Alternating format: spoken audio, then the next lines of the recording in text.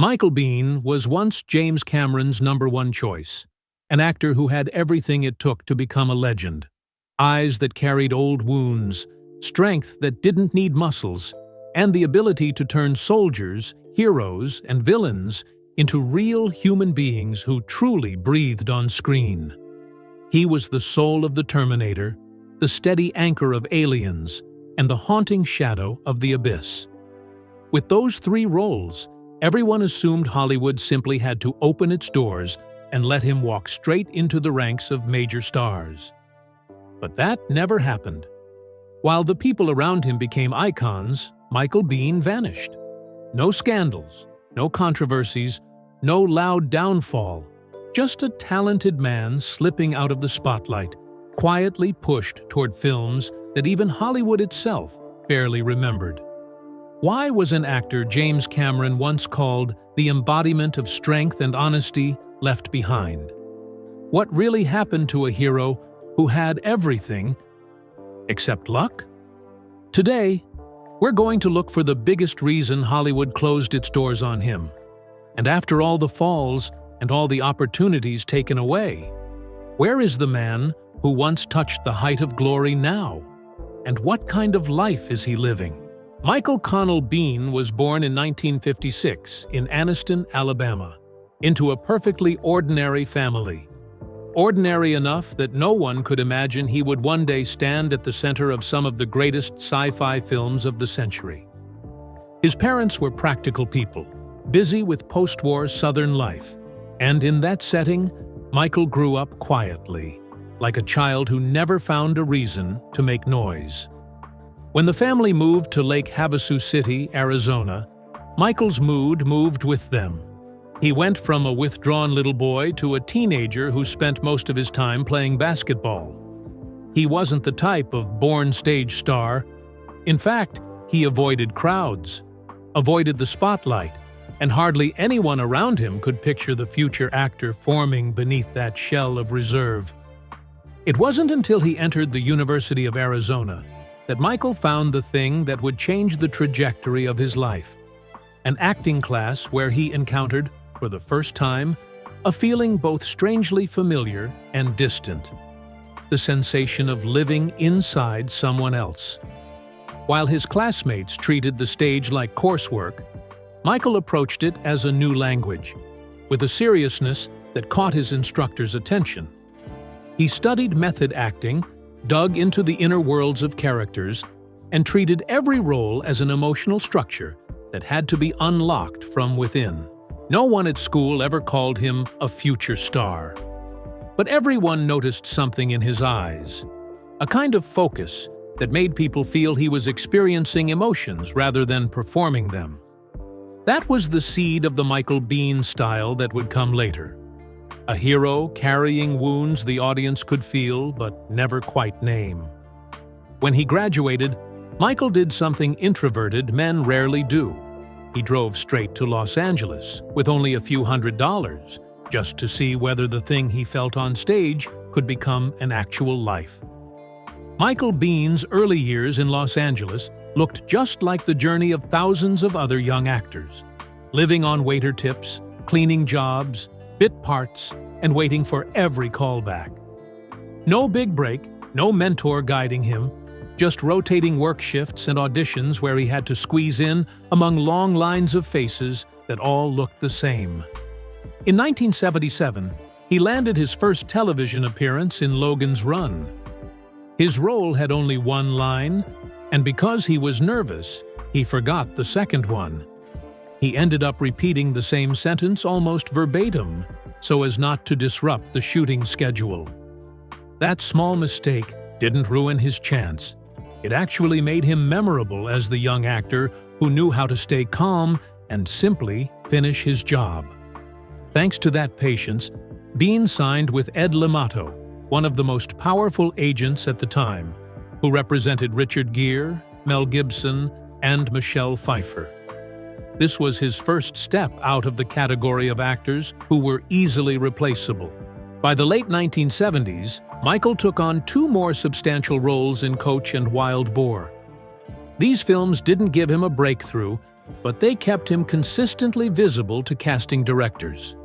He wasn't exploding onto the scene, but he wasn't disappearing either, which is the most important thing for any young actor.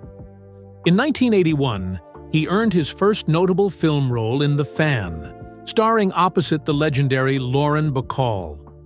Playing a disturbed man obsessed with and stalking an older movie star was a completely different challenge from the mild, decent characters he had played before. But the film was released at a time when America was hypersensitive to celebrity attacks. Jodie Foster had just been stalked. Jacqueline Bisset had survived a similar case, and the public was still shaken by John Lennon's death. The Fan reflected the social fear of that moment so accurately that audiences rejected it outright. It made only $3 million against a $9 million budget, the first major flop of Michael's film career. Even so, The Fan led him to something far more important than box office success. It put him on the radar of a young director preparing to make his first sci-fi film. That director was James Cameron, a filmmaker with a forceful directing style, a demand for discipline, and a need for an actor whose presence could define the entire atmosphere of his movie. Michael Biehn's meeting with James Cameron happened at exactly the moment he needed a chance to break out of the category of young actors who were promising but not yet fully seen. The Terminator was only a low-budget project, but Cameron was looking for someone who could make audiences believe in a brutal future despite limited resources. The truth was, Hollywood at the time had no shortage of young actors willing to do anything to get noticed. But it lacked actors who could make a world feel genuinely real. Cameron saw that in Biehn even before Biehn himself did. In the first audition, Biehn had just finished a stage role that required a Southern accent. He carried that accent straight into Kyle Reese's lines and nearly lost the part on the spot. Cameron stopped him, but didn't dismiss him. He asked Biehn to come back, drop the regional accent, and try again from the beginning. Cameron disliked any actor who brought stage habits into an audition. But with Biehn, he saw something different. The eyes of someone who had lived through a series of small failures without giving up. It fit Reese perfectly. After the second audition, Cameron immediately saw what he needed. Not a muscular soldier, but a man who could make the audience feel he came from a shattered place, a future where nothing remained except the mission he carried. Biehn brought that tension into every look, and it made Kyle Reese the emotional center of the film. His chemistry with Linda Hamilton quickly confirmed that this was the right choice. Together, they formed a connection strong enough to pull the entire story back toward humanity. Some crew members later said that Biehn often kept to himself off-set, and that distance accidentally created the exact energy Cameron needed. A man from another time. The Terminator exceeded every expectation for a low-budget film. It grossed $78.3 million worldwide, appeared on numerous lists of the greatest sci-fi films of the 1980s, and paved the way for Cameron and Arnold to become Hollywood icons. The line, "Come with me if you want to live," became inseparable from Biehn's image, and Kyle Reese became a role few actors could ever fully replace. Yet even Biehn didn't believe the film would succeed.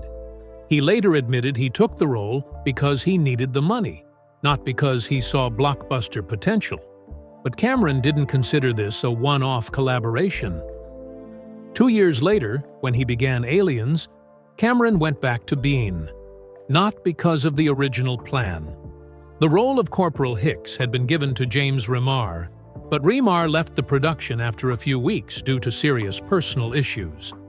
Cameron needed a replacement immediately, and he called Biehn. With no preparation and no time to build a detailed psychological arc, Biehn put on the Marine armor for the first time. And somehow, everything clicked. Hicks became the steady heartbeat of the squad. Calm, understated, dependable.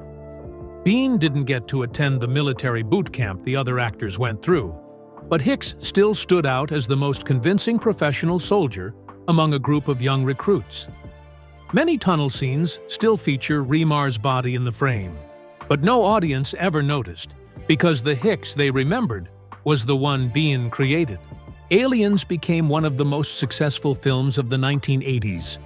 $183 million at the box office, 7 Oscar nominations, and 2 wins. Sound effects editing and visual effects. It was the movie that pushed Cameron into the blockbuster league and cemented Biehn as a reliable force in action and sci-fi cinema.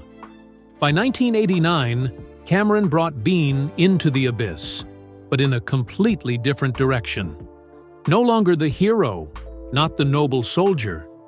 This time, Biehn played Lieutenant Coffey, a man gradually collapsing under the pressure of a deep-sea mission, his psyche eroded by the crushing environment around him. The role demanded a shift from controlled discipline to creeping paranoia, allowing Biehn to show a sharper range of transformation than ever before. While filming The Abyss, Biehn spent hours submerged in enormous water tanks, performing in cold, low-oxygen conditions while maintaining a constant sense of tension. Some days he had to shoot dozens of takes of hand tremors due to high-pressure syndrome, something he had to create himself, with no visual effects. Several of his most intense breakdown scenes were cut from the theatrical release for being too disturbing. The Abyss grossed $90 million, won an Oscar for visual effects, and is considered a groundbreaking step toward modern CGI. It marked a dramatic shift from his earlier hero roles, and Biehn fully immersed himself in this dark, fractured, psychologically volatile character. His performance was so convincing that many viewers didn't recognize him as the same Michael Biehn they once knew. But while Biehn was constantly saving the world on screen, his real life was far from heroic. The roles he played for Cameron lifted him high, but they also left behind a quiet cost. They wore down his spirit more than he was willing to admit. People saw a strong, steady actor, while Biehn increasingly felt he was being pulled into a race he didn't know how to run, or where it was supposed to end. That pressure made him withdraw. And in Hollywood, withdrawing is always the first step toward disappearance. While Schwarzenegger and Sigourney Weaver moved straight into legendary status, Biehn gradually stepped away from the center. Not because he lacked talent, but because he didn't know, or didn't want, to participate in the PR game, the image building, or the behind-the-scenes lobbying that an A-list star must do. From there, alcohol slipped into his life as a temporary escape. It wasn't a scandal, it didn't make headlines, but it was enough for people he worked with to notice that he no longer had the sharpness he once brought to the Terminator. Alcohol made him more tired, slower, and occasionally quicker to anger. Just a handful of moments like that were enough for directors to mark Biehn as not as stable as he used to be. No one said it directly, but everyone was cautious. And it was during this period that the quiet forces working against him began to surface. In Terminator 2, Kyle Reese, the emotional core of the first film, was completely gone. No cameo, no flashback. For an actor who needed continuity within big franchises, being cut out of the sequel was the first real deceleration. Right after that came the biggest break. Aliens 3. Biehn was informed that Hicks, a character fans loved and expected to return, would be killed off in the opening scene and never appear on screen. When the production used a dummy with his likeness without asking permission, Biehn reacted strongly and demanded compensation. He was right to be upset, but Hollywood is a place where hiring decisions hinge on how easy someone is to work with, and that incident quietly tagged him as troublesome in studio circles. At the same time, a completely ordinary factor had a lasting impact: alcohol. Biehn has never denied that he drank too much during the 90s, and he openly said that alcohol made his energy unpredictable.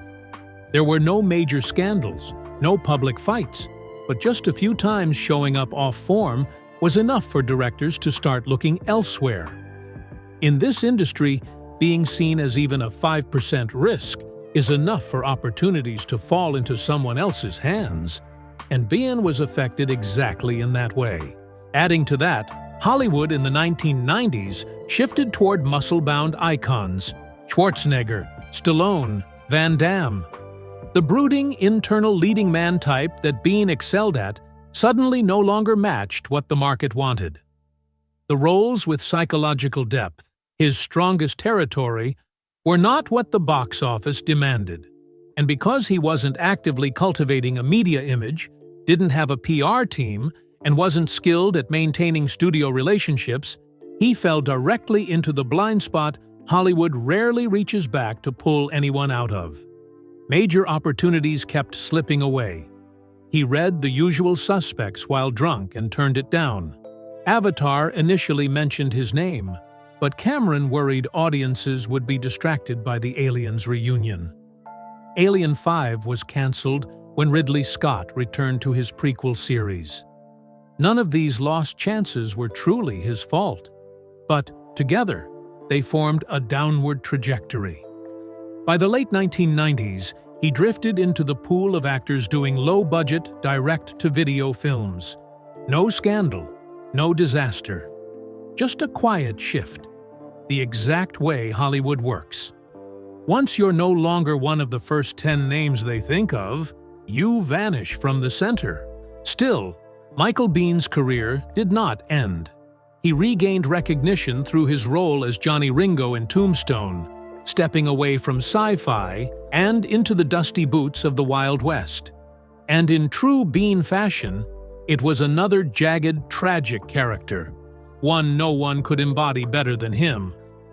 The performance was so strong that if you haven't seen the film, you're genuinely missing out. As the 90s closed, Michael Biehn was no longer standing in the position Hollywood once predicted for him. But instead of chasing a door that had already closed, he chose to slow down. A decision that looked like a retreat, but eventually became the foundation for the next chapter. It was also when he finally faced the issue he had avoided for too long: alcohol. Not in a collapsed, dramatic way, but the way of someone who understands that if he doesn't stop now, the rest of his life will be nothing but small films and exhaustion. Biehn began drinking less, then stopped entirely. Not with loud therapy or public announcements, but through discipline. The same calm resilience he had in his youth. With a clearer mind, he gradually realized something Hollywood couldn't give him, but life still could. Not stardom, but agency. Biehn started attending sci-fi conventions where fans still called out Kyle Reese and Corporal Hicks as if no time had passed.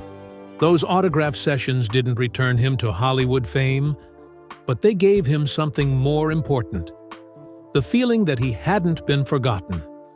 Fans of Aliens and the Terminator still saw him as part of their memory. That helped him reconnect with his craft, a connection that the direct-to-video grind had once eroded. In the early 2000s, Biehn met Jennifer Blanc, who would later become his wife and creative partner. She didn't see a fading star. She saw an actor whose fire was still intact, just misplaced for too long. They began working together, first on small roles, then on building their own production company, where Biehn could try directing. Their film The Victim, 2011, wasn't a blockbuster, but it proved one thing. Biehn was no longer waiting for Hollywood to decide his fate. He picked up the camera, wrote, acted, directed, things he never imagined he'd have to do when he was younger. Meanwhile, Hollywood unexpectedly extended a hand back to him. Projects like Planet Terror, The Mandalorian, and The Walking Dead showed that younger filmmakers still saw Biehn as someone worth bringing back, not for fame, but for the uniquely wounded intensity he brought to every role.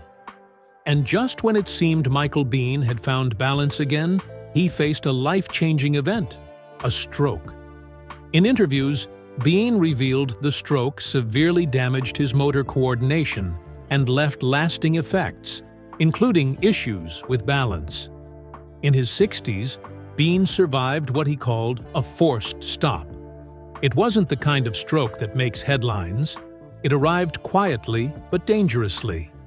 He suffered a blocked blood vessel in his brain, along with a severe infection that required a craniotomy to relieve the pressure. The surgery saved his life, but the aftermath stretched on for months. Biehn lost his balance, couldn't stand without support, walked slowly, and often relied on walls. He said, "I suddenly became someone who couldn't trust his own legs." The very brain he used to build every character now had to relearn the simplest tasks: standing straight, controlling steps, holding breath while speaking. During those years, Biehn had to do physical therapy almost daily. Simple exercises, raising an arm, balancing on one leg, walking in a straight line, things he once did without thought, became strenuous tests. Some days he could stand but felt the world spinning. Some days he could speak only a few sentences before losing air. Yet he kept training because, as he put it, "I couldn't let the death of one blood vessel decide the rest of my life." The stroke also directly affected his voice and expressiveness, two of an actor's most vital tools. Biehn had to relearn clear pronunciation, pacing, and maintaining control in front of the camera. For many, a stroke is the end of a career. For Biehn, it became another test, whether he still had the clarity to continue loving the craft, or whether he would let go entirely. What's remarkable is that this period pushed him toward a new rhythm, slower, more intentional, but freer. Once he regained enough strength to return to set, he accepted a small role in The Mandalorian, a sign that he was still here, still capable of controlling his body and mind well enough to create a character with weight. And this time, he wore a tactical outfit again, stepping into the role of a bounty hunter, because if there is one constant in the universe, it's that Michael Biehn and battle armor were made for each other. If on screen Michael Biehn always appeared as the strong man who stepped out of the future, then in real life, he was the kind of man who loved by instinct, and then struggled to live with the consequences he left behind. Biehn was never the type of movie star who drowned in scandal, but his personal life held enough fractures, silences, and restarts, so many that even he could hardly explain why love always felt, to him, like crossing a desert. His first marriage came too early, at a time when his fame hadn't fully formed. Biehn entered love like a man without a map, believing that a heart was enough. But Hollywood has its own rhythm. When you're in love, they want you on set. When you want to stay home, they need you to become someone else. Distance, back-to-back projects, schedules with no finish line, all of it slowly eroded what had begun with excitement. The marriage ended quietly, without noise, without villains, just two people who no longer had the strength to hold it together. Biehn remarried at a time when he already had a name, but was missing something more important: a whole version of himself. He once said that acting teaches people to fake emotions, and sometimes he no longer knew which feelings were his and which belonged to the man in front of the camera. His career was shooting upward like an arrow, but his personal life was softening, overstretched like a rubber band about to snap. While audiences chanted Kyle Reese or Corporal Hicks, the man behind those roles was a confused husband, a father who never had enough time to be home. His second marriage ended much like the first, not in hatred, but in exhaustion. Biehn's children grew up between two worlds, one where their father was the man they saw on screen, strong, decisive, capable of protecting all mankind, and the other where he was a man constantly away, sometimes so silent that no one could tell what he was thinking. Alcohol entered the family like an uninvited shadow. It wasn't that he wanted to be a bad father. He simply didn't know how to be a good one, something Hollywood never trains anyone for. When Jennifer Blanc came into his life, she wasn't a lifeline. She was a mirror. She saw something in him that he himself had not dared to face. Michael Biehn wasn't broken. He had simply never been placed where he belonged. Jennifer didn't love an action star. She loved a man who had lost his sense of direction, but still had every ability to become a better version of himself. His love with Jennifer wasn't a restart of life. It was the first time Biehn learned how to live as an adult man. They didn't love like dreamers. They loved like two people who understood the value of heartbreak and had no desire to repeat it. His new family wasn't a refuge, but an anchor, the place where he steadied himself after years of running after roles. For the first time in decades, Biehn didn't have to choose between acting and family anymore. He found a kind of peace he had never touched in his youth, being with someone he loved, watching his children grow, stepping back from the spotlight without feeling that anything had been taken from him. After the stroke that forced him to relearn how to keep his balance, Michael Biehn no longer sought big battles. He chose to return to acting through small, slow, but steady steps, true to the spirit he had carried his entire life. Quiet, but never defeated. And the surprising thing is, once he stopped chasing Hollywood, Hollywood began finding its way back to him in a different form. In recent years, Biehn has continued taking on manageable projects, mostly independent films or guest roles, where he doesn't have to carry the entire narrative, but only needs to offer what audiences still expect from him: the cold precision and emotional depth that once defined Kyle Reese, Hicks, or Johnny Ringo. In 2024, he appeared in The Lockdown and Rippy, small films, but ones that allowed him to work comfortably, without the pressure of his youth. The mainstream public may not know these projects, but for Biehn, simply standing in front of a camera again, working at a pace he chose, was already a victory. Entering 2025, he tried something different: voice acting for Predator, Killer of Killers. The role wasn't big, but it was meaningful. At nearly 70 years old, he still had something to contribute to the sci-fi universe, the genre that built his name. Not to reclaim status, but to affirm that he still belonged there. Outside of film, Biehn has been appearing at fan conventions, sci-fi and horror events. These are not places where audiences come to hunt for photos or expect celebrities to appear flawless. They come because they truly loved the characters he played. Such events gave Biehn something Hollywood never had time to offer him when he was young: direct recognition, not filtered through box offices or media, but from fans standing in front of him saying they still remember. He has also begun speaking more openly about his past, appearing on podcasts and sharing behind-the-scenes stories he once kept to himself. Not to complain, not to reclaim lost spotlight, but as a way of looking back at a long road and realizing that the things which once threw him off course no longer carry the same weight. Michael Biehn's legacy isn't measured in awards or red carpet appearances. He was never the kind of actor Hollywood chose to honor in that way. His legacy lives in the characters that, decades later, people still debate, analyze, and quote. Kyle Reese wasn't a muscle-bound hero, but a soldier carrying the pain of a doomed future. Hicks wasn't loud or flashy, but the moral backbone of his squad. Johnny Ringo wasn't just a villain, but a lost soul hidden behind violence.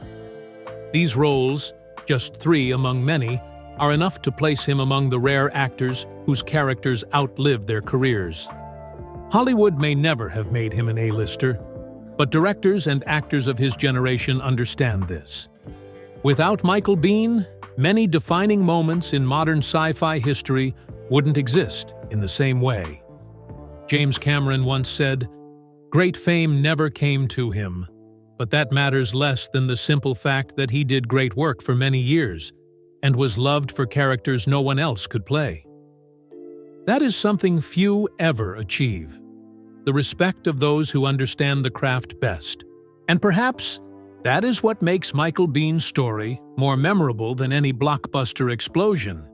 He wasn't the giant star, he didn't win the golden statues, but he created characters that generations of viewers still consider the blueprint for a human hero. An actor who never conquered Hollywood, but never surrendered to it either. After all the turns, successes, missed chances, alcohol, silence, recovery, Michael Biehn is still here, still working, still leaving a mark in his own way. And sometimes, that is the most lasting form of success. Not the success the world sees, but the kind that leaves you without regret when you look back. If you've watched him since the Terminator days, or only discovered him through The Mandalorian, share your thoughts in the comments below. Which Michael Biehn performance stayed with you the most? And if you love the rise and fall journeys of the faces who shaped Hollywood history, hit like, subscribe, and turn on the notification bell so you don't miss the next stories on Fading Fame.